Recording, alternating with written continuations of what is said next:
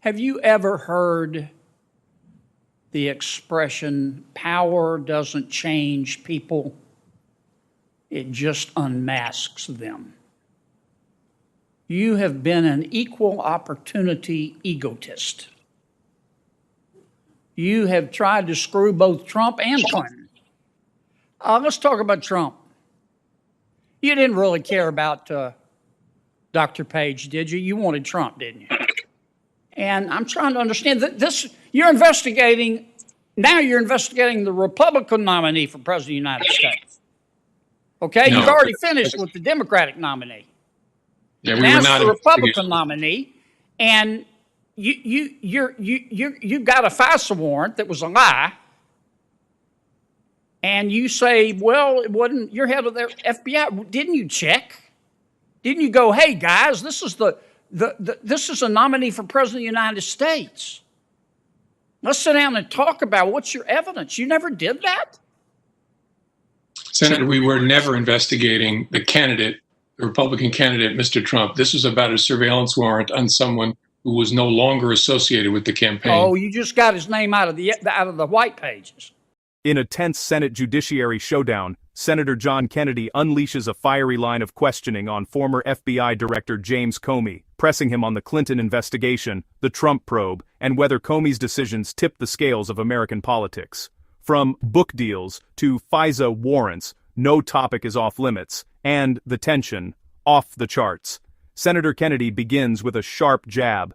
Have you ever heard the expression, power doesn't change people, it unmasks them? Comey tries to deflect, but Kennedy pushes further, pivoting to Comey's book sales and public profile. The senator accuses him of loving attention, while Comey denies craving the spotlight. Let's dive in. Mr. Comey, have you ever heard the expression, power doesn't change people, it just unmasks them? No, I don't think so. How's your book coming? How many copies have you sold? I don't know, a lot. I have a new one coming out in January about the Justice Department. I hope that'll sell a lot too, but I don't know the numbers.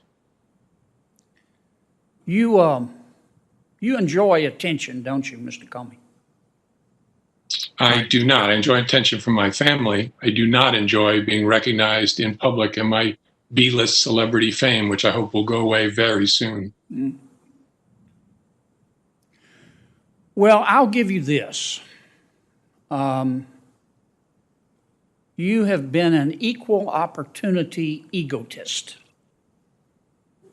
You have tried to screw both Trump and Clinton. Let's talk about Trump. You didn't really care about Dr. Page, did you? You wanted Trump, didn't you? That is not accurate. Yeah. When you went and got these warrants to investigate Dr. Page, that you don't remember much about, what did that allow you to do? Could you follow him around? First, I didn't, Senator, go get any warrants. The investigative team and the lawyers from DOJ got offers. Right. Could you follow him around with the authority from FISA? No, you didn't need authority from FISA to follow someone around. This was about electronic surveillance. Oh, so you could wiretap him? It allowed you to collect electronic communications that he was engaged in. You can wiretap him? Yeah, that's the old-fashioned term, but yes, it gave you authority to collect electronic communications. Almost no one uses. Could you bug him? I don't think there was authority in the FISA application for a remote listening device. Could you open his mail? I don't think that was included either. But you don't remember? I don't. It's easy to figure out, but I don't. Sitting here, I don't know. Okay, that's fair. And you're saying today that that if you knew now what you didn't know then, that you wouldn't have signed the application? I would not have signed the narrow certification that the FBI director has to give, but more importantly, I'd want to know from the team, how are you thinking about this? Why are these things not being included? Yeah, I mean, that's what I mean, you're a smart guy. You're honors graduate, William and Mary, Chicago Law School. And you don't like attention. And I'm trying to understand that you're investigating the Republican nominee for President of the United States. Okay? No. You've already finished with the Democratic nominee. Yeah, we Now were it's not the Republican investigating. nominee, and you got a FISA warrant that was a lie, and you say, well, it wasn't. You're head of the FBI. Didn't you check? Didn't you go, hey guys, this is this is a nominee for President of the United States. Let's sit down and talk about what's your evidence. You never did that? Senator, we were never investigating the candidate, the Republican candidate, Mr. Trump. This was about a surveillance warrant on someone who was no longer associated with the campaign. Oh, you just got his name out of the white pages. Whose name? And then with General Flynn, you've wrapped up your investigation, but you decide to take one more shot. Sally Yates says you went rogue. Isn't that accurate?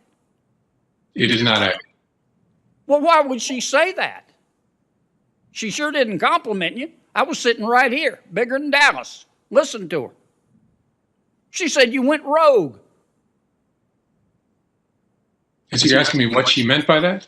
Yeah, what do you think about that?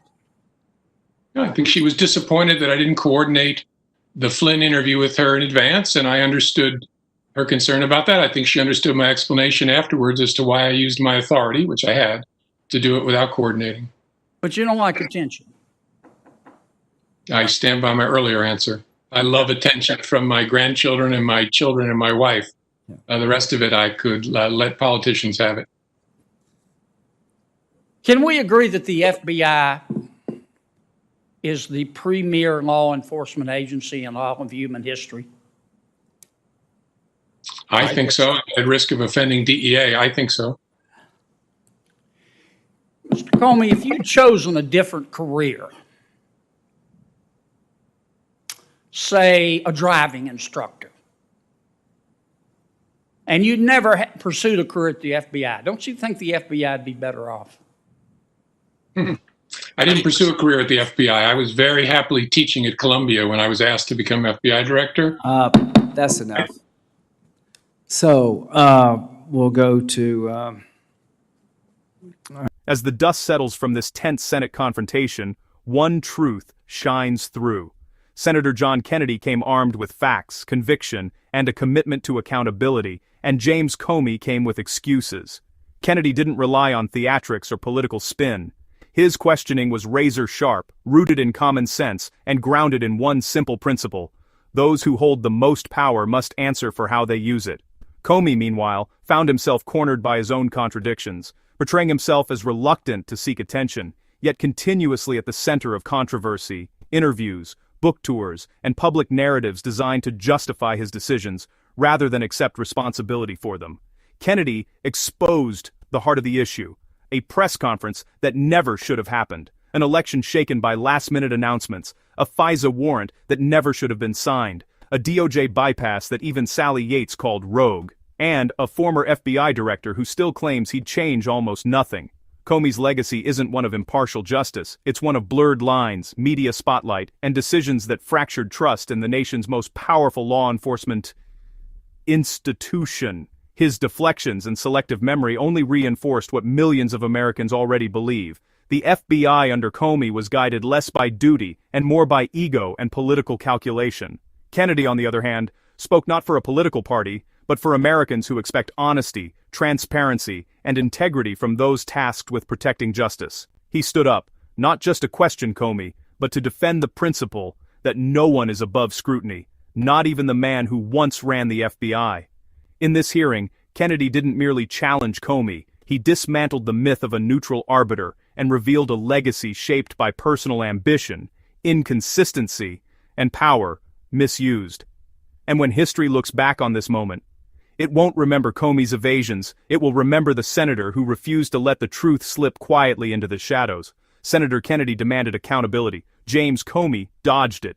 In the arena of truth, clarity, and courage, Kennedy walked out the winner,